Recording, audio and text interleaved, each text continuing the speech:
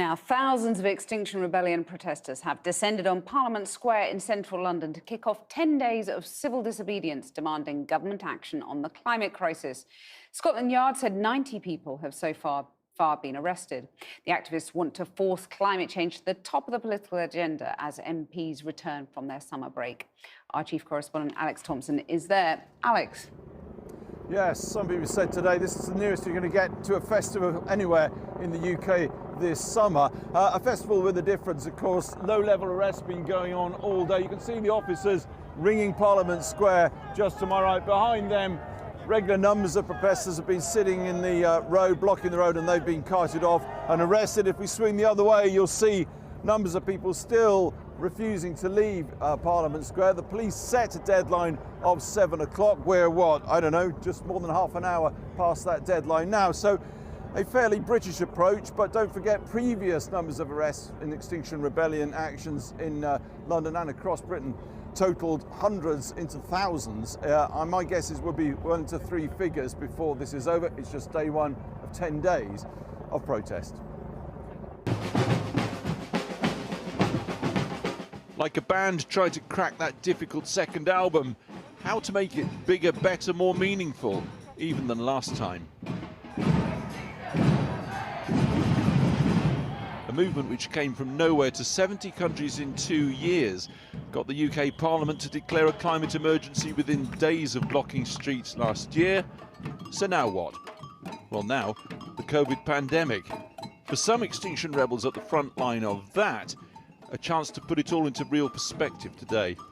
The environmental things have increased the risk of further pandemics happening in the future. Student Elijah Mackenzie Jackson comes to all this after a 10-day hunger strike last year in protest of plans to sink a new coal mine in Cumbria. So it's more important now than ever to come together to tell the governments when we start to build back, we build back better and we change the world while doing so.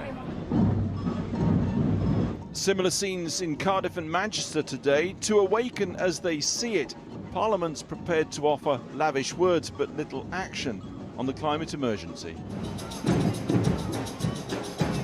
This, one of several marches converging on Parliament today, promoting a new law on carbon emissions, global conservation and a citizens' assembly to make it all happen. So the bill will create the recognition of UK's emissions, including imported goods and shipping and aviation and kind of the things that we cut out to bodge our figures. It will also include the rapid decarbonisation, and it will also include that needs to be overseen by a citizens' assembly. Extinction Rebellion announcing their presence on the streets of the capital for the first time in some months, and very much making the point that the COVID pandemic is all part of the old normal that got us into the mess we are now in. They say that is not party politics, that is physics, chemistry and biology.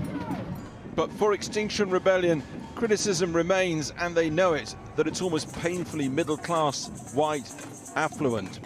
We've got people now organising, mobilising with the working classes. We have people liaising and connecting up with people of colour groups. We supported a reparations rebellion in Brixton earlier this year. So the work is taking place as much and as hard and as fast as we can do it.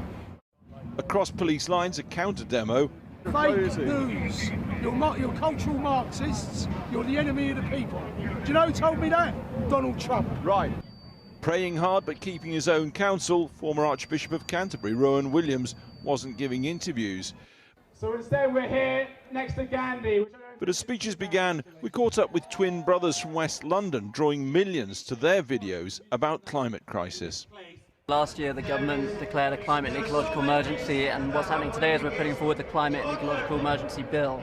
We're looking to get this through Parliament. We need people to ask their local MPs to support it. The fact is, climate change is the mother of all issues. It will exacerbate every existing social issue we care about. So if you care about gender rights, if you care about race, if you care about education, religion, this is the mother of all issues. And we don't have a choice but to try and tackle this. Several arrests within the first hour of the rally in Parliament Square and more across the day, including a genteel, socially distanced embrace of custody, again, for 92-year-old John Linus, who chirpily said he's been arrested for protesting more times than he can remember. John, would you like like to say anything. The tone thus set for 10 days of actions across London, across the country. Alex Thompson reporting there. Well, let's return now to the latest developments on coronavirus.